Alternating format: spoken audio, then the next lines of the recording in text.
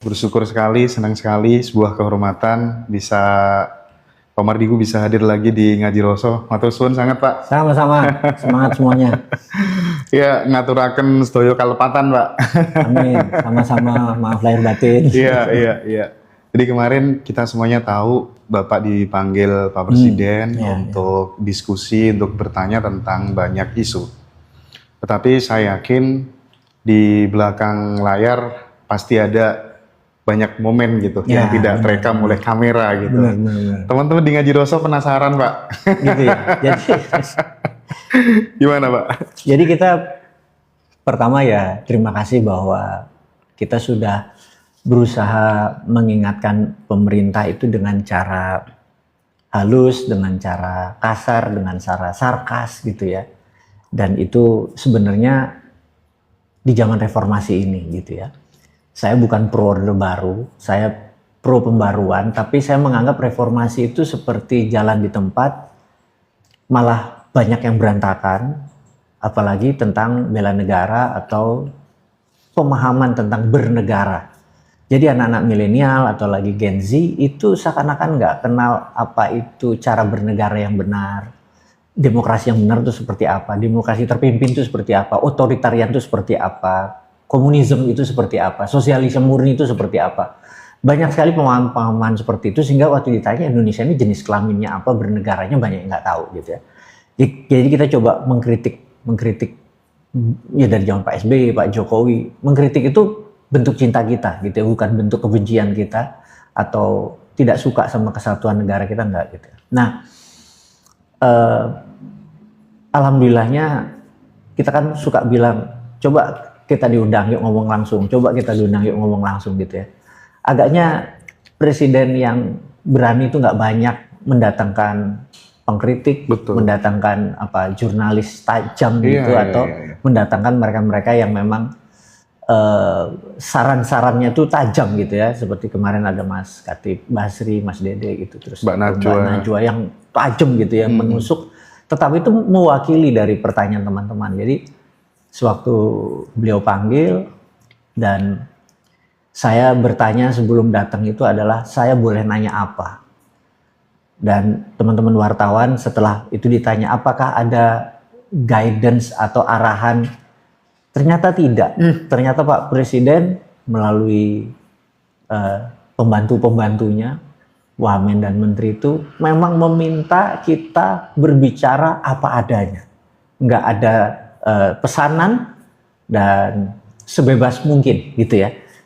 Dan di sini bagi saya adalah challenge, karena kalau memang harus ngomong ini ya, itu saya jadi nggak bisa bergerak karena BOP mengenai perang Teluk, mengenai perang dunia, mengenai perang currency, mengenai perang precious metal itu menggelisahkan gitu kan, apalagi stok BBM kita dan lain sebagainya. Boleh tanya saja. Itu akhirnya saya bilang, kalau kayak gitu saya berangkat. itu pertamanya. Dan tentunya beliau menyatakan banyak sekali hal yang boleh direkam atau tidak boleh disebarkan karena belum waktunya, too early gitu ya. Di situ saya melihat kebijaksanaannya beliau, nggak mudah karena saya pernah berhadapan sama semua mantan presiden, dan di sini pun ada sisi lain dari beliau yang saya tangkap. Nomor satu adalah keberaniannya menghadapi kita. Terus, dan orang seperti Bosman ini ada banyak, ada ratusan kali ya. Jadi dia berani dan terus menjawab, itu saya salut. Yang berikutnya yang saya salut adalah sekitar 1:30 itu sebenarnya yang nyerah kita. Bayangin ya, ini jujur ya teman-teman semua ya. Yang nyerah tuh kita. Pak Prabowo nanya, terima kasih Anda sudah menemani saya. Biasanya saya susah tidur sehingga saya perlu sparring partner, dan ini terima kasih udah 6,5 jam jadi sparring partner. Yang lain udah lemes juga sebenarnya. Jadi udah kalau capek ya udah kita lain kesempatan. Tapi maksud saya stamina beliau, saya itu kopi americano sampai yang pakai es bisa 2 kali loh. Wah gila, karena saya harus Dan bahkan saya nahan pipis itu lebih kali 30 menit yang istilah saya, oh ini bagus banget informasinya nih. Saya catat bagus. Ini gue tahan aja deh, karena itu mahal. Jadi teman-teman bayangin ya, segitu saya menghargai informasi, segitu saya menghargai keterbukaan gitu. Sehingga pipis pun saya tahan, sehingga saya bilang, Pak, saya harusnya, oh iya, saya juga. Jadi kita break sebentar, bayangin. Sampai beliau yang merintahin itu, kalau nggak gue nggak mau break. Gitu. Nah, itu sisi humanis beliau yang saya menilai begini, manusia tuh nggak ada yang sempurna, karena itu kita perlu seseorang untuk menggaruk punggung kita gitu ya. Jadi kalau kita berharap Pak Prabowo seorang yang sempurna atau mantan presiden seorang sempurna, nggak ada yang perfect gitu ya. Jadi kita harus menerima apa adanya, dan saran-saran kita ini mungkin akan dimodif dengan gayanya dia. Dia nggak akan plak telan mentah-mentah gitu ya. Nah, jadi balik lagi sisi humanis beliau adalah sewaktu kita mempertanyakan banyak kan, warin saya kesana kemari, itu bahkan dia menceritakan sesuatu yang bagi saya adalah ini another level. Another level itu seorang presiden melakukan mimicking, impersonate Presiden Habibie waktu itu masih jadi wapres, itu mengikutinya gerakan tangannya, intonasinya sampai kacamatanya diturunin, itu perfect. Dan saya ngakak sampai saya gile nih presiden gue. Saya pengen nyeletuk kayak gitu, sampai gebrak meja gitu. Karena saya lucu sekali, saya nganggap ini beliau waktu itu benar-benar bukan saja seorang presiden.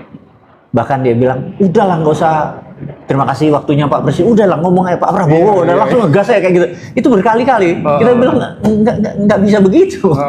Ada title yang kita nggak bisa lompati, tapi dia minta udahlah ini. Sampai beliau bilang kayak itu loh, siapa? Anak Iya, sekolah itu loh. Sekolah itu Pak Prabowo ya kayak gitu. Itu saya bilang itu human, dan itu berkali-kali dia ulang. Bagi saya adalah udahlah kita straight to the point. Lu mau ngomongnya apa gitu kan? Gitu.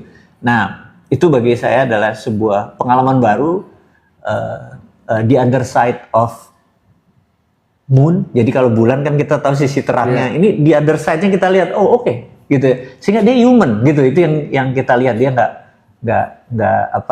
nggak dewa gitu ya, juga bukan orang yang penuh kesalahan juga gitu ya dalam hidupnya. Jadi sisi human itu membuat saya menyadari bahwa kalau saya dalam posisi dia, mungkin banyak hal yang saya berkerut karena stamina saya mungkin tidak sekuat dia. Betul. Di umur 74, 75 loh itu. Itu loh. Iya, Pak. Gitu. Itu yang saya bilang, wah luar biasa nih. Dan ditanya habitnya, ya ternyata olahraganya, bahkan beberapa staf lingkungan dia, kalau dia berada di Paris, berada di Inggris atau di manapun, begitu padahal ada jet lag, dia minta istirahat sebentar, dia langsung berenang gitu. Dan siapa sih yang punya kemampuan disiplin seperti itu gitu ya. Jadi itu mungkin saya lebih melihat itu dulu yang bagi saya impress gitu. Ya, tapi memang kita harus angkat topi sama Pak Presiden, Pak Mardigu, karena tidak semua presiden berani berdiskusi langsung dengan jurnalis-jurnalis yang tajam gitu ya. Dengan pemikir-pemikir yang kritis gitu ya, tapi beliau sangat luar biasa sekali gitu. Nah, ngomong-ngomong soal kritikus di Republik ini kan sebenarnya selain Bosman kan banyak banget gitu. Mereka yang senantiasa mengutuki kegelapan gitu. Tapi bedanya Bosman kan bukan hanya mengutuki kegelapan, tapi juga menyalakan lilin harapan. Artinya itu ada solusi gitu yang senantiasa ditawarkan gitu. Nah, seberapa dalam kemudian Pak Mardigu memberikan solusi-solusi terhadap masalah Republik ini kepada beliau? Di pertemuan kemarin, itu yang saya perlukan, versi saya adalah, karena beda-beda ya, berenam itu mungkin ininya beda. Saya benar-benar memerlukan informasi dari first hand atau dari tangan pertama. Oke. Itulah yang saya fokuskan. Jadi saya lebih banyak ngedrill, lebih banyak saya yang bertanya gitu. Dan saya puas sekali ya, walaupun di ujungnya atau nggak dia bilang kayaknya 3 minggu lagi kita harus diskusi lagi. Oke pak, ini seru pak gitu. Dan ini menarik karena kalau berdiskusi sama beliau itu memang first hand. Maksudnya saya dapat informasi dari Tony Blair, saya dapat informasi dari mantan Perdana Menteri ini, saya dapat informasi dari raja ini. Itu kan enak gitu ya, dapat informasi itu bukan katanya-katanya, tapi dia dengar langsung sehingga kesimpulan saya adalah ini. Saya action Indonesia adalah ini. Itu lebih saya butuhkan. Dan kalau saran, New Mind ini, pemikiran baru ini sebenarnya sudah banyak diadopsi. Saya bahkan Danantara adalah mengadopsi sovereign wealth fund. Iya. Mungkin ada 2 yang belum dilakukan, yaitu Choke Point Malacca. Ya benar nggak, itu kan idenya kita ya, betul, gitu ya. Betul. Terus yang kedua adalah printing money berbasis, nah ini basis produktivitas atau berbasis logam mulia atau berbasis rare earth dan lain sebagainya. Itu memerlukan nyali gitu ya, memerlukan nyali. Kita tahu Indonesia ini baru bernyali itu sekarang, karena kemarin kita itu kerbau dicucuk hidung. Bukan karena, kita harus paham bahwa kalau saya jadi SBY atau saya jadi Megawati atau ini, Amerika itu dulu menguasai lebih dari 85% transaksi dunia, dolarnya, militernya jauh sekali sama ranking 2. Tapi sekarang dolar sudah 55%, kemudian military powernya sama China, sama Rusia, sama Iran kalau digabungin nggak jauh-jauh banget gitu loh. Jadi kita udah mulai agak berani. Tapi jujur kalau saya dulu seperti zaman SBY atau sebelumnya ya ngelawan ya bisa dimadurokan, bener nggak? Nah kita harus ngerti saat ini nih Amerika udah makin goyang, ini semakin kuat. Kita nih ya harus hati-hati bermainnya. Karena itu saya berkata pada beliau, Bapak ini kena golden handcuff ya. Yes kata ya, di borgol pakai emas gitu ya. Banyak hal-hal yang dia harus bermain lincah gitu, bermain lincah. Nah tentunya saya nggak bisa bilang Pak kita main shadow aja Pak gitu ya. Tentunya itu kan di publik gitu ya. Betul. Kalimat main shadow ini sangat dimengerti. Tapi di sini saya nggak bisa ngomong kita akan main shadow nih sebentar lagi, nggak mungkin. Teman-teman juga nanya shadow yang kayak apa, bener nggak? Iya. Dan itu cerita panjang. Nah, apa yang dilakukan oleh Iran? Nah, kalau kita mau melihat, Iran itu melakukan shadow banking, shadow transaction, semua data tidak setransparan seperti IMF bilang mana data utang lo, World Bank bilang mana begini-begini. Kita dengan jujur, China atau Tiongkok mana mau? Dia kasih fake. Jumlah uang beredar, jumlah ini, lo mau, yaudah, aslinya mana kita tahu, bener nggak? Iran melakukan hal yang sama di sana, nggak ada apa-apa ya dia, tapi kok bisa transaksi? Bagaimana dia bisa merubah mata uang negara berdaulat yang ini toto berubah, toto jadi benda di negaranya? 47 tahun di gap dibatasi seperti itu membuat dia survival.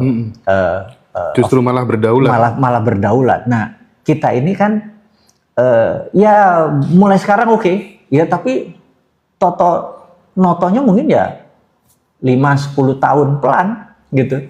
Sehingga Amerika nggak ketohok. Bener nggak? Karena kita tahu bahwa kalau di ngaji Roso ini kita selalu diingatkan bahwa kebenaran yang paling benar adalah kebenaran yang tidak menohok. Jadi kalau saya bawa kebenaran tapi saudara-saudaranya tersinggung, itu saya nggak kebenaran yang hakiki. Setuju. Jadi kebenaran hakiki itu nggak akan pernah menohok, gitu. Nah, ya itu harus pinter-pinter bawa diri. Nah, alhamdulillahnya jadi saya banyak bertanya, banyak informasi. Ada 1-2 mungkin saya akan buka, tapi yang lain saya menganggap itu rahasia. Betul. Atau belum waktunya. Siapa? Nah, yang menarik ini begini. Ini mungkin bukan rahasia yang, tapi ini sebenarnya masyarakat harus tahunya begitu. Contohnya begini, sewaktu Mbak Najwa kita tuh mencecar beliau tentang MBG, ada sebuah kalimat yang kita surprise. Apa itu? Bahwa enggak ada paksaan dan kewajiban untuk menerima MBG. Jadi kalau sekolah misalnya kepala sekolah, Iya. wali murid, orang tua sepakat tidak menerima, ya nggak apa-apa, Tidak masalah. tidak masalah. Saya bilang, Pak, itu demokrasi sekali, Pak. Kok tidak diumumkan seperti itu? Iya betul tuh Pak. Di bawah nggak seperti itu. Iya, jadi kesannya semua dipaksakan gitu ya. Jadi ini nanti mana yang mau menerima saja. Sebenarnya dari dulu begitu kata Pak Prabowo. Waduh, ini komunikasinya nih. Jadi sebenarnya MBG tidak pernah salah.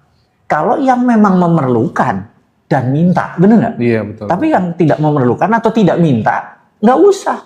Malah efektif kalau kayak gitu pembiayaannya, gitu kan? Terus dia bilang ini yang nanti yang bermasalah kita tutup dan sebagainya. Itu bagus, kontrol itu bagus gitu ya. Tapi kalau Bapak umumkan ini, akhirnya semua sekolah sepakat ya orang-orang kaya atau memang tidak butuh. Yeah. Udahlah butuh yang sana aja lebih butuh. Kalau sekedar 10.000 aja kami sanggup kok gitu ya. Ya udah kasih yang nggak butuh. Nah kalau itu ada mungkin akan 20%-an anggaran itu akan turun. Dan ini bisa membuat mensubsidi BBM misalnya kayak gitu. Nah ini yang saya bilang, wah nih, dan ini masalah komunikasi. Dan kita tahu bahwa saat ini kayaknya yang menjadi bottleneck adalah komunikasi. Karena baru sedikit, wah Indonesia nanti bayar $1 triliun atau 17, atau billion dollar ya. Terus atau 17 triliun, rame gitu. Ini yang membuat ini menjadi blow up rame terus kita dibodoh-bodohin itu kan karena komunikasinya dari Padahal negara. Padahal waktu itu kita bergabung sama BOP bukan member premium. Seperti negara-negara yang sudah tertera itu. Iya, member premium bayar. Iya. Gitu, tapi yang karena kita nggak premium, kita cuma mau ngasih pasukan perdamaian saja supaya nanti bisa masuk akses, ya kita harus join gitu kan. Nah, kok Toto ini tersebar dan tidak ada counternya. Aduh, baru sekarang di counter dan ini masyarakat sudah keburu seperti itu. Jadi memang bernegara saat ini karena mungkin buzzer itu kenceng. Ya itulah bernegara di negara yang kurang berdaulat. Pertanyaannya apakah buzzer itu sesama Indonesia? Iya, sesama Indonesia yang tidak nasionalis yang dibayarin oleh beberapa pihak yang berkepentingan. Bisa dalam negeri, bisa luar negeri, yes. Karena gonjang-ganjing itu membuat harga turun, harga naik. Ya orang turun dibeli sama mereka, dinaik dilepas lagi.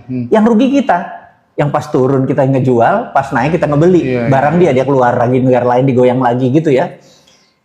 Seperti itu banyak. Jadi kita nggak bisa bilang bahwa itu apakah oposisinya Indonesia, apakah Mossad, apakah CIA. Di negara lemah semua bisa bermain, gitu loh. Nah, kita sekarang perlu kedewasaan bahwa kalau dengar informasi itu ya merenung dulu, benar nggak? Bertanya dulu. Nah, ini yang kita bilang. Pada saat kita bertanya, government atau pemerintah ini tidak memberikan do-don't-nya, benar nggak? Iya. Jadi misalnya kita tahu sekarang urusan BBM, yang kita tahu bahwa Vietnam udah naikin 50% dari harga BBM. Amerika udah 35.000 per galon, per liter. Australia udah 25.000. Singapura udah naikin 40%-an gitu ya. Indonesia tidak akan dinaikkan. Tidak akan dinaikkan. Berarti kan subsidinya besar sekali. Betul ya? Betul. Nah, negara udah sacrifice nih. Tapi rakyatnya nggak sacrifice loh. Bener nggak? Iya Pak. Iya harusnya kan kita yang ngerem juga pemborosan dari pemakaian mobil pribadi. Ya kalau anak sekolah 4 mobilnya 4 pakai babysitter sama itu ya betul. Gila gimana lu masih pakai Ferrari yang satu-satu kali, satu pom bensin 1 kilometer. Makanya butuh WFH Pak. Iya, dan seperti itu kesadaran kitanya nggak ngikut. Jadi kita tuh nyalain pemerintah, tapi kita nggak. Ini saya sekali lagi teman-teman maaf ya, bentang-bentang gue ketemu Prabowo terus gue bela pemerintah. Wah jadi orangnya Prabowo sekarang iya, ini. Kita ya kan kalau benar katakan benar. Betul. Benar nggak? Salah kita bilang salah, benar nggak? Jadi kalau kita bilang ya saat ini ya kita sama-sama kencengin ikat pinggang gitu ya, kurangi kendaraan pribadi gitu. Nah kalau usulan saya kan kita ini teman-teman tahu bahwa kita ini 1,5 juta barel kebutuhan per hari.